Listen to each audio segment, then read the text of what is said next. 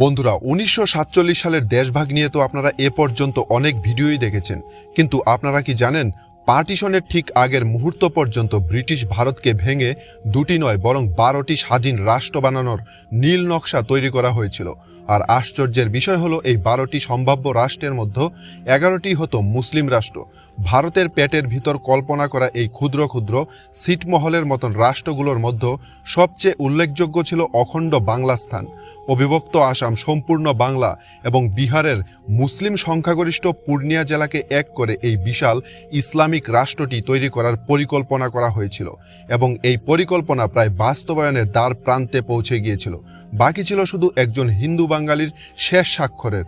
এমনকি আপনারা জানলে অবাক হবেন, আজ আমরা পশ্চিমবঙ্গ নামের যেই ভূখণ্ডে বাস করছি এবং এটি ভারতের অংশ হয় নিজেদের সুরক্ষিত মনে করছি, কিন্তু দেশভাগের ৫০ দিন আগে পর্যন্ত বাংলা ভেঙে পশ্চিমবঙ্গ নামের কোনো রাজ্যের জন্ম হবে এবং সেটি ভারতের অংশ হতে পারবে তার ১০% নিশ্চয়তাও ছিল না।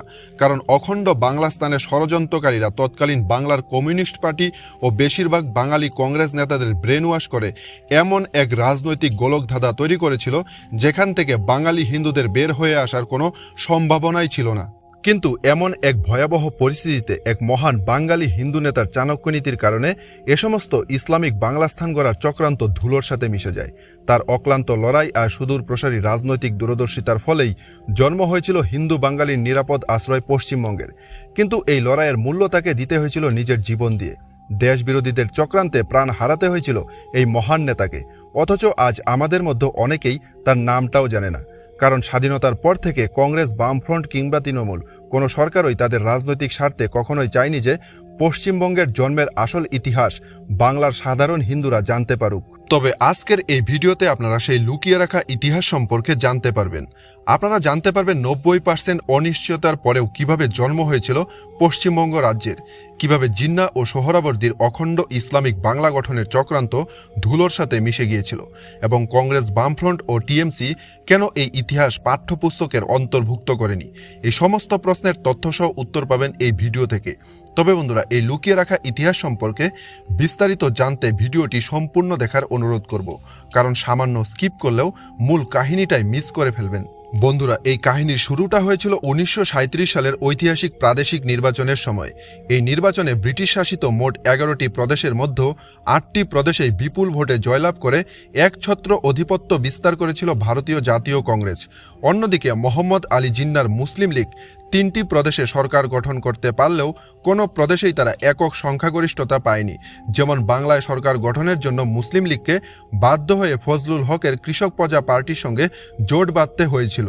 ক্ষমতার এই সমীকরণের মাঝেই জিন্না কংগ্রেস নেতা জওহরলাল নেহরুকে অনুরোধ করেছিলেন কংগ্রেস শাসিত প্রদেশগুলোর মন্ত্রিসভায় যেন ২-৩ জন করে মুসলিম লীগ সদস্যকে মন্ত্রী পদ দেওয়া হয়। কিন্তু নেহরু জিন্নার এই প্রস্তাব সরাসরি খারিজ করে দেন এবং একরকম ব্যঙ্গ করে বলেছিলেন যে ভারতবর্ষে এখন মাত্র দুটি পক্ষ বিদ্যমান, একটি কংগ্রেস, অন্যটি ব্রিটিশ।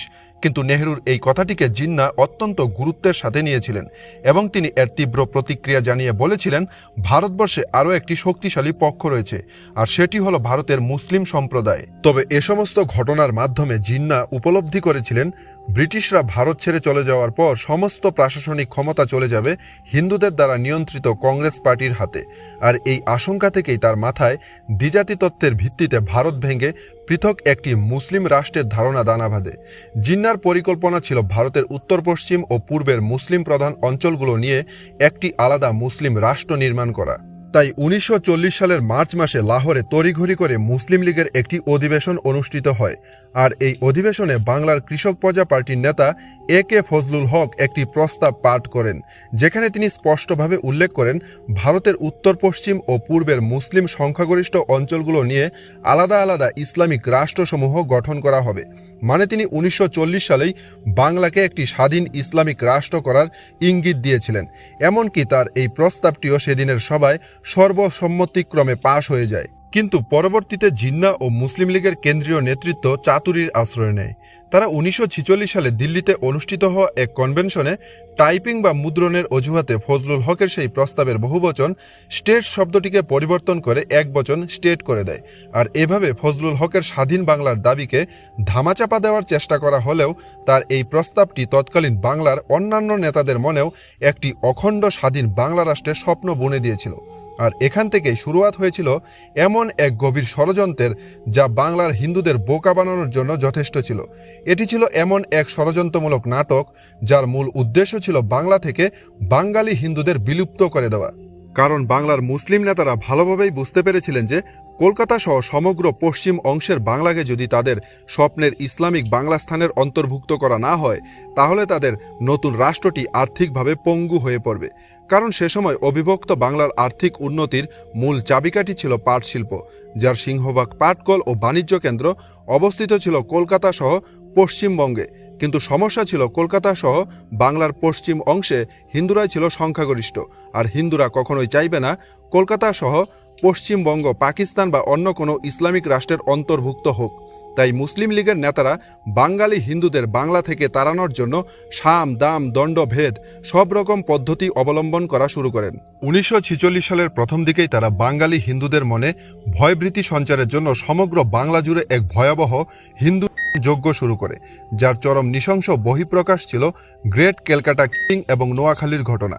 এই দুটি পৃথক পরিকল্পিত গণহত্যায় প্রায় 20,000 নিরীহ হিন্দু প্রাণ হারান এবং আনুমানিক 75,000 হিন্দু নারীকে অপহরণ করে বলপূর্বক ধর্মান্তরিত করা হয়েছিল। কিন্তু এত কিছুর পরেও যখন হিন্দুদের মনোবল ভেঙে দেওয়া গেল না, তখন তারা এক গভীর রাজনৈতিক ষড়যন্ত্রের আশ্রয় নেন, যার নেতৃত্বে ছিলেন তৎকালীন অবিভক্ত বাংলার প্রধানমন্ত্রী হুসেন সোহরাওয়ার্দী।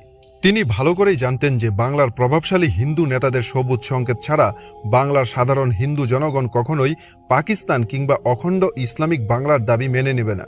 তাই সোহরাওয়ার্দী তৎকালীন বাংলার কয়েকজন বিশিষ্ট কংগ্রেস ও কমিউনিস্ট নেতাকে ক্ষমতার লোভ দেখিয়ে নিজের পক্ষে টানার চেষ্টা করেন।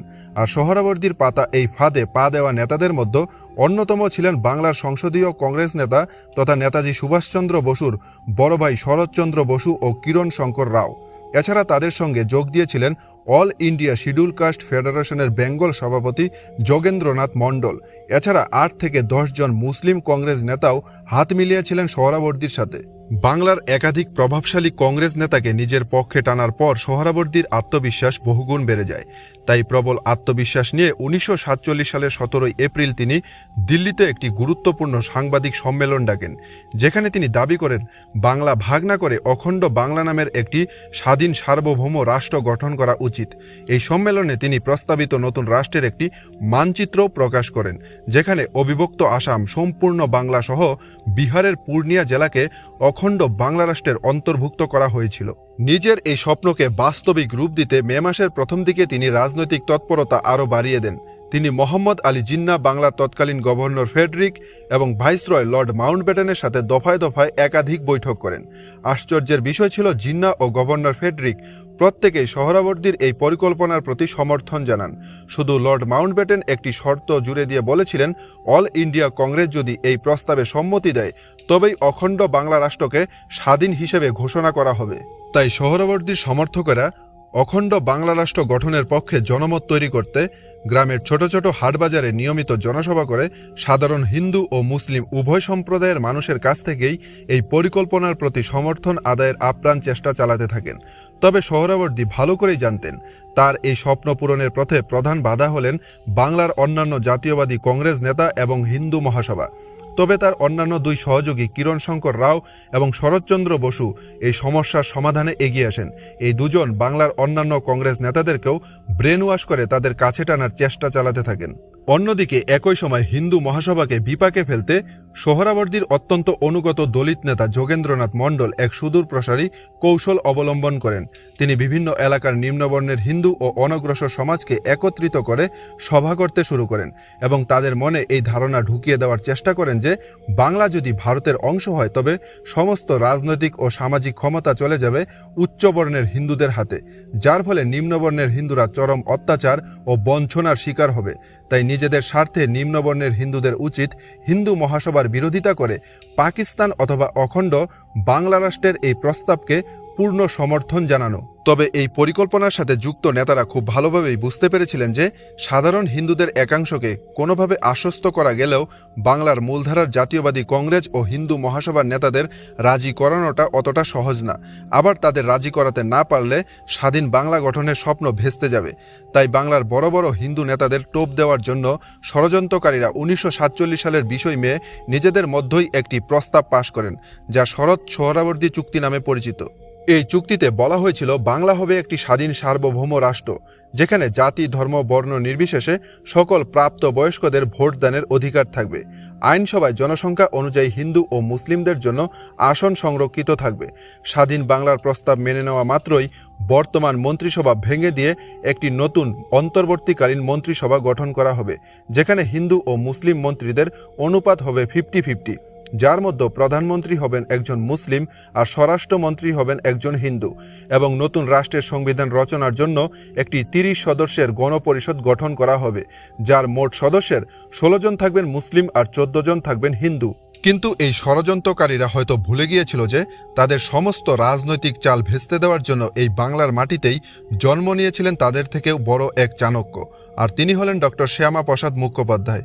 হিন্দু মহাসভার এই দূরদর্শী নেতা অনেক আগেই বুঝতে পেরেছিলেন যে এই অখণ্ড বাংলার প্রস্তাব আসলে কোনো আকস্মিক ভাবনা নয়, বরং এর শেকড় লুকিয়ে আছে 1940 সালের চৌধুরী রহমত আলীর দিনিয়া প্ল্যানের মধ্যে, যেখানে ভারতকে টুকরো টুকরো করে 11টি মুসলিম রাষ্ট্র নির্মাণের নীল নকশা তৈরি করা হয়েছিল। আসলে শ্যামাপ্রসাদ মুখোপাধ্যায় বুঝতে পেরেছিলেন যে মোহাম্মদ আলী জিন্নাহ এবং হুসেন সোহরাওয়ার্দীর আসল পরিকল্পনা হলো আপাতত হিন্দু নেতাদের নানা প্রলোভন দেখিয়ে এবং ফুসলিয়ে একটি তথাকথিত ধর্মনিরপেক্ষ অখণ্ড বাংলা গঠন করা, এবং পরবর্তীতে জনসংখ্যা ও ক্ষমতার জোরে খুব অল্প সময়েই সেই স্বাধীন বাংলাকে হয় পাকিস্তানের সঙ্গে যুক্ত করা, নয়তো একটি পূর্ণাঙ্গ ইসলামিক রাষ্ট্রে পরিণত করা। এবং এই গভীর ষড়যন্ত্রের আজ পাওয়া মাত্রই এই হিন্দু নেতা ঘরে বসে না থেকে বাংলার হিন্দু সমাজকে রক্ষা করতে এবং এই পরিকল্পনা রুখে দিতে অনেক আগে থেকেই সর্বশক্তি দিয়ে রাজনৈতিক ময়দানে নেমে পড়েছিলেন। যখন বাংলার তৎকালীন কংগ্রেস নেতারা একে একে সোহরাওয়ার্দীর পাতা ফাঁদে পা দিচ্ছিলেন, তখন একমাত্র ডক্টর শ্যামাপ্রসাদ মুখোপাধ্যায় আসল বিপদ উপলব্ধি করতে পেরেছিলেন। তিনি বুঝতে পেরেছিলেন এই মুহূর্তে যদি বাংলাকে ভাগ করা না হয়, তাহলে 56% মুসলিম সংখ্যাগরিষ্ঠ স্বাধীন বাংলা রাষ্ট্রে বাঙালি হিন্দুদের অস্তিত্ব এবং সংস্কৃতি এক চরম সংকটের মুখে পড়বে। তাই এই গভীর উদ্বেগ থেকেই তিনি অখণ্ড বাংলাকে বিভক্ত করে হিন্দু অধ্যুষিত অঞ্চলগুলোকে ভারতের সঙ্গে যুক্ত করার জন্য এক ঐতিহাসিক ও আপোষহীন আন্দোলনের ডাক দেন। প্রথম দিকেই ডক্টর ভীমরাও আম্বেদকর ও বীর সাভারকর ডক্টর মুখার্জির এই বাংলা ভাগের প্রস্তাবের প্রতি সমর্থন জানান। এই আন্দোলনকে গণ আন্দোলনের রূপ দিতে তিনি সর্বপ্রথম বাংলার প্রত্যন্ত গ্রামে গ্রামে ঘুরে সাধারণ মানুষের মতামত সংগ্রহ করতে শুরু করেন। তার প্রতি সমর্থন জানিয়ে হাজার হাজার সাধারণ হিন্দু বাংলা ভাগের প্রস্তাবে স্বাক্ষর করেন। এরপর সংগৃহীত সেই গণস্বাক্ষর তিনি লর্ড মাউন্টব্যাটেনের কাছে পাঠিয়ে বাঙালি হিন্দুদের অকাট্য দাবি ও মতামত তুলে ধরেন। ডক্টর মুখোপাধ্যায়ের এই যুক্তিপূর্ণ ও জনসমর্থনপুষ্ট প্রস্তাবটি খোদ মাউন্টব্যাটেনকেও গভীরভাবে প্রভাবিত করেছিল এবং মাউন্টব্যাটেন এটি অত্যন্ত গুরুত্বের সাথে বিবেচনা করেছিলেন। একই সাথে এই আন্দোলনকে আরও শক্তিশালী করতে তিনি কলকাতার প্রতিষ্ঠিত ব্যবসায়ী ও বুদ্ধিজীবীদের সাথে নিয়ে একটি কমিটি গঠন করেন। তার এই তীব্র ও যৌক্তিক আন্দোলনের মুখে বাংলার অনেক কংগ্রেস নেতাও শেষ পর্যন্ত ডক্টর মুখোপাধ্যায়ের এই দাবিকে সমর্থন করতে বাধ্য হন। এরপর তিনি দিল্লি গিয়ে জওহরলাল নেহেরু এবং সর্দার বল্লভভাই প্যাটেলের সাথে এক গুরুত্বপূর্ণ বৈঠকে মিলিত হন। সেখানে তিনি বাংলার হিন্দুদের নিরাপত্তার বিষয়টি বিস্তারিত বুঝিয়ে বলেন। তার এই দূরদর্শী যুক্তি শুনে নেহেরু ও প্যাটেল তাকে আশ্বস্ত করেন যে বাংলার হিন্দুদের স্বার্থে বাংলা ভাগ অবশ্যই হবে। ধীরে ধীরে ডক্টর শ্যামাপ্রসাদ মুখার্জির এই আন্দোলন এক অপরাজেয় রূপ ধারণ করে। তার এই অনমনীয় অবস্থান এবং সফল কূটনৈতিক তৎপরতার ফলেই শেষ পর্যন্ত দিল্লির শীর্ষ কংগ্রেস নেতৃত্বও বাংলার কংগ্রেস নেতাদের প্রতি নির্দেশ জারি করে বলেছিলেন যে তারা যেন সম্পূর্ণভাবে শ্যামাপ্রসাদ মুখার্জির বাংলা ভাগের এই প্রস্তাবকে সমর্থন ও সহযোগিতা করেন। অবশেষে 3রা জুন 1947 সালে লর্ড মাউন্টব্যাটেন দেশভাগের ব্লুপ্রিন্ট তৈরি করে ঘোষণা করেন বাংলা ভাগ হবে কি হবে না এবং সেটি ভারতের সঙ্গে যুক্ত হবে নাকি পাকিস্তানের সঙ্গে যুক্ত হবে বা স্বাধীন থাকবে তা ভোট গ্রহণের মাধ্যমে নির্ধারণ করা হবে। আর সেই অনুযায়ী প্রথম দফার ভোটে হিন্দু মুসলিম যৌথ অধিবেশনে মূল প্রশ্ন ছিল সম্পূর্ণ বাংলা কি পাকিস্তানের নতুন গণপরিষদে যোগ দিবে। এই অধিবেশনে বাংলাকে পাকিস্তানের সঙ্গে যুক্ত করার পক্ষে 126টি ভোট পড়ে আর পাকিস্তানের বিপক্ষে ভোট পড়ে 90টি। এরপর বাংলার মুসলিম অধ্যুষিত অঞ্চলের বিধায়কদের আলাদা অধিবেশনে প্রশ্ন ছিল, পূর্ব বাংলা কি পাকিস্তানের সঙ্গে যুক্ত হবে নাকি স্বাধীন থাকবে। সেখানে পাকিস্তানের পক্ষে 106টি ভোট পড়ে আর স্বাধীন বাংলার পক্ষে ভোট পড়ে 35টি। অন্যদিকে তৃতীয় দফায় বাংলার হিন্দু অধ্যুষিত অঞ্চলের বিধায়করা আলাদাভাবে এই ভোট গ্রহণে অংশগ্রহণ করেছিলেন। প্রশ্ন ছিল, হিন্দু অধ্যুষিত অঞ্চল ভারতের সঙ্গে যুক্ত হবে নাকি পাকিস্তানের সঙ্গে যাবে। আর 20শে জুন 1947 সালের সেই ঐতিহাসিক ভোটের ফলাফল থেকেই আমাদের পশ্চিমবঙ্গ রাজ্যের ভ্রূণের জন্ম হয়েছিল। এই ভোটের ফলাফল ছিল অত্যন্ত চমকপ্রদ। ভারতে যুক্ত হওয়ার পক্ষে ভোট পড়েছিল 58টি আর পাকিস্তানের পক্ষে ভোট পড়েছিল 21টি। আর আপনারা জানলে অবাক হবেন, এই 21টি ভোটের মধ্যে তৎকালীন পশ্চিম বাংলার সমস্ত মুসলিম বিধায়করাই পাকিস্তানে যুক্ত হওয়ার পক্ষেই ভোট দিয়েছিলেন। যাই হোক বন্ধুরা, এটা কখনোই অস্বীকার করা যাবে না যে ডক্টর শ্যামাপ্রসাদ মুখার্জি না থাকলে আজ আমাদের এই পশ্চিমবঙ্গ রাজ্যের কোনো অস্তিত্বই থাকতো না। তাই এই মহান নেতার চরণে শত কোটিবার প্রণাম। তবে বন্ধুরা, আপনারা হয়তো অনেকেই জানেন না যে বর্তমানে বাংলাদেশে বসবাসরত হিন্দুদের দুরবস্থার জন্য দায়ী পাকিস্তান প্রেমী দলিত নেতা যোগেন্দ্রনাথ মণ্ডলের শেষ পরিণতি কি হয়েছিল। তাই এই বিষয়ে বিস্তারিত জানতে আমাদের চ্যানেলটিকে সাবস্ক্রাইব করতে একদমই ভুলবেন না। দেখা হবে নেক্সট ভিডিওতে। ততক্ষণ পর্যন্ত বাই বাই বন্ধুরা। জয় হিন্দ, জয় ভারত।